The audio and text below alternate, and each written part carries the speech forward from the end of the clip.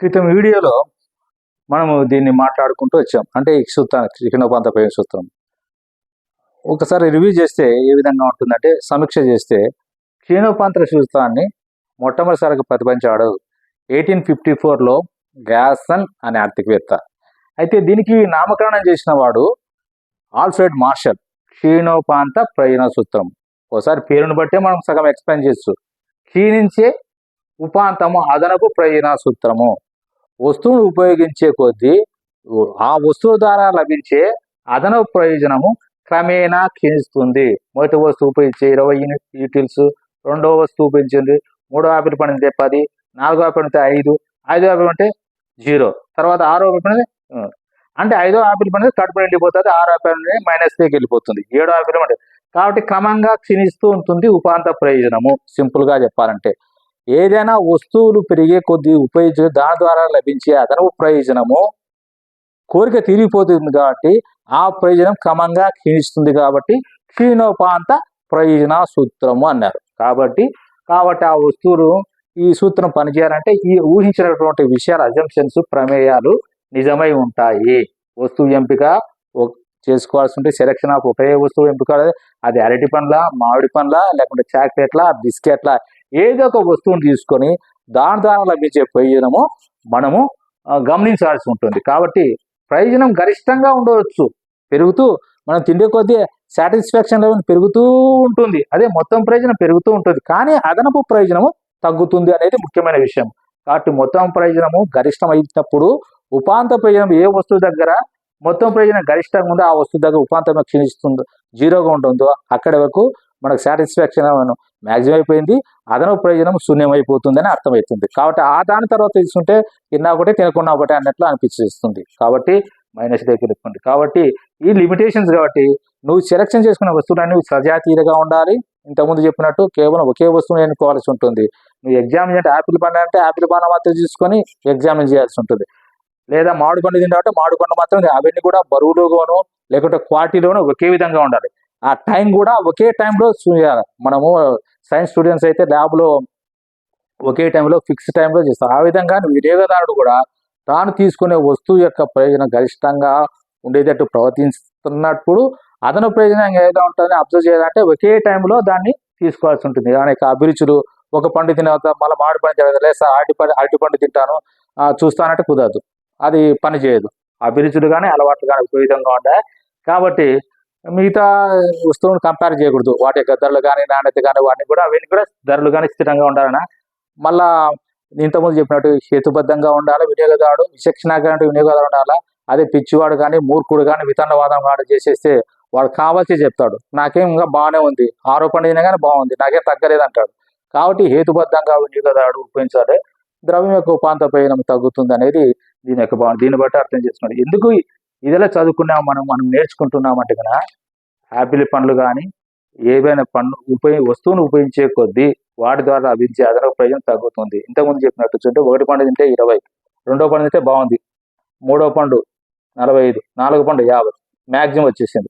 కానీ 20కి 30కి తేడా అదనంగా ఒక పండు తినప్పుడు 20 యూనిట్ల ప్రయోజనం అయితే రెండో పండు తినప్పుడు 15 అయితే మొత్తం ప్రయోజనం 35 నుండి 20 పోతే 15 వస్తుంది. అదే 45 నుండి 35 పోతే 10 వచ్చింది, 50 నుండి 45 పోతే 5 వచ్చింది, 50కి 0, 50కి 40కి -5, 45కి 35కి -10. అంటే మొత్తం ప్రయోజనం పెరుగుతూ ఉంది ఒక దశ వరకు, ఒక దశ వరకు, ఐదో పండు వరకు. ఐదో పండు 50 యూనిట్లు ఉన్నప్పుడు ఇది ఆరో పండుగ వచ్చి 0కి వచ్చేసింది ఐదో పండుగకు. కాబట్టి మొత్తం ప్రయోజనం పెరుగుతూ ఉంటుంది వస్తువు ఉపయోగించే కొద్దీ, కానీ దాని ద్వారా లభించే అది ప్రయోజనం మొదటి పండు నుండి తగ్గుతూ వచ్చింది. 20 యూనిట్లు, 15 యూనిట్లు, 10 యూనిట్స్, ఐదో పండుగకు 0కి వచ్చేసింది. ఉపాంత ప్రయోజనం అనేది క్రమంగా క్షీణించే ఉపాంత ప్రయోజనపు రేఖ. ఇది మ్యాక్సిమం యూటిలిటీ, మొత్తం ప్రయోజనం. కాబట్టి అదనపు వస్తువును ఉపయోగించే కొద్దీ దాని ద్వారా లభించే ప్రయోజనము క్రమంగా తగ్గుతుందని సూత్రం. ఎందుకు ఈ సూత్రం యొక్క ఇంపార్టెన్స్ ఉంది అంటే కన్నా, ఈ సూత్రం యొక్క ఇంపార్టెన్స్ ఎందుకు అంటే కన్నా, ప్రభుత్వము పురోగామి పన్నుల విధానంలో ఉపయోగపడుతుంది. అంటే ఏంటంటే ప్రోగ్రెసివ్ ట్యాక్స్ సిస్టమ్. ఉదాహరణకు ఎగ్జాంపుల్ ఇన్కమ్ ట్యాక్స్ ఉంది, దీనినే ఆదాయ పన్ను అంటారు. అంటే ఆదాయం పెరిగే కొద్దీ ట్యాక్స్ రేటు కూడా, అంటే ఇన్కమ్ పెరిగే కొద్దీ ట్యాక్స్ రేటు కూడా పెంచుతూ పోతాడు, స్లాబ్ రేటు. కాబట్టి అంటే ఎక్కువ ఆదాయం వచ్చే కొద్దీ ఎక్కువ పన్ను విధిస్తాడు. అంటే నీకు అదనంగా డబ్బు పెరిగే కొద్దీ, అదనపు ఆదాయం వృద్ధి పొందే కొద్దీ దాని ద్వారా లభించే ప్రయోజనము తగ్గుతుంది. కాబట్టి ప్రభుత్వం ఏం చేస్తాయంటే ఆదాయం పెరిగే కొద్దీ ఆదాయ పన్ను రేటు పెరుగుతుంది. ఆ విధంగానే రెండో విధానంలో సంపదను సమానంగా పంపిణీ చేయాలి. ప్రభుత్వం తన యొక్క విధాన కల్పనలో ధనవంతుల వద్ద నుండి అదనంగా ఉన్న డబ్బును వసూలు చేసి లేదా సంపదను సమీకరించి పేదవారి మీద, సంక్షేమ కార్యకలాపాల మీద పంపిణీ చేస్తుంది. కాబట్టి ఉన్నవారి నుండి లేనిది తీసుకొని లేని వారికి సంపదను పంపిస్తుంది. నేటి ఆధునిక సంక్షేమ ప్రభుత్వంలో మనము ప్రస్తుతం నడుస్తున్నటువంటి ప్రభుత్వ సంక్షేమ పాలనా విధానం పరిశీలిస్తే, ఉదాహరణకు రేషన్ షాపుల ద్వారా వస్తువుల పంపిణీ, ఆ విధంగానే వివిధ కార్యక్రమాల ద్వారా సంక్షేమ పథకాలను ప్రవేశపెట్టి అమలు పరుస్తుంది. అంటే సంపదను సమానంగా పంపిణీ ఏ విధంగా పంపిణీ చేస్తుంది?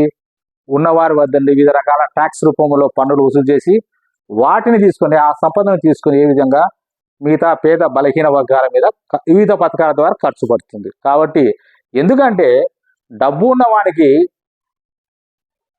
ఉపాంత ప్రయోజనము ఎక్కువగా, సంపద కానీ ఆ ద్రవ్యం కానీ ఎక్కువ ఉంటే దాని ద్వారా అదనపు ప్రయోజనం తగ్గుతుంది. కాబట్టి వాని దగ్గర ఉండి ప్రయోజనాన్ని, ఉపాంత ప్రయోజనము ఎక్కువగా అభిలషించే పేద వర్గాల మీద ఖర్చు పెడుతుంది, పేద వర్గాలకు కేటాయిస్తుంది. కాబట్టి పురోగామి పన్నుల విధానాన్ని సంపద సమానంగా పంపిణీ చేయడంలో ఆర్థిక విధాన రూపకల్పనగానే ఆచరణలుగా ఉంటుంది. ఆడమ్ స్మిత్ వజ్రాలు, నీళ్లు విషయం గురించి చెప్పాడు. Adam Smith, father of economics.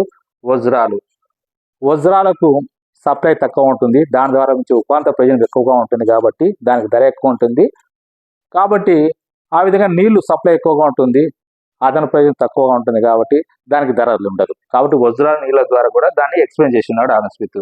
కాబట్టి ఆ విధంగా వస్తువుల ప్యాకింగ్ ఒకే వస్తువును ఒకే విధంగా ఉత్పత్తి చేస్తూ ఉంటే అది వినియోగదారుని ఆకర్షించదు. కాబట్టి వాడంటే అదనపు ప్రయోజనం కల్పించాలని చెప్పేసి అంటే ఏం చేస్తారంటే దాని యొక్క ప్యాకింగ్లో కానీ, దాని యొక్క అట్రాక్షన్ విషయంలో మార్పులు చేర్పులు చేసి వినియోగదారుని ఆకర్షిస్తుంది. ఉదాహరణకు రకరకాల టూత్పేస్ట్లు కానీ, లేకుంటే సోపులు కానీ ఒక ప్యాకింగ్ విధానంలో మార్పు చేసేసి వినియోగదారుని యొక్క వినియోగదారుని యొక్క అట్రాక్షన్ కోసం చేస్తుంటారు. అంటే అదనపు ప్రయోజనం కల్పించేస్తే ఆ వస్తువును ఎక్కువ కొంటుంటారని చేస్తుంటారు. కాబట్టి ఈ క్షీణోపాంత ప్రయోజన సూత్రం ఎందుకు మనము తెలుసుకోవాలంటే, ప్రభుత్వము ఏ విధంగా తన విధాన కల్పనలో చేస్తుంది, ఆ విధంగా ఒక వినియోగదారుడు మనం దైనందిన జీవితంలో గమనించేటప్పటికి కూడా మనం ఏదైనా ఒక వస్తువును ఉపయోగించే కొద్దీ మన దగ్గర ఎక్కువ వస్తువులు ఉంటే దాన్ని కేర్లెస్గా ఉపయోగించుకుంటున్నాము, అదే తక్కువగా ఉంటుంది. ఆ విధంగా ఇంతకుముందు చూసిన ప్యాకెట్లు చాలా తక్కువ డబ్బు ఉంటే దాని యొక్క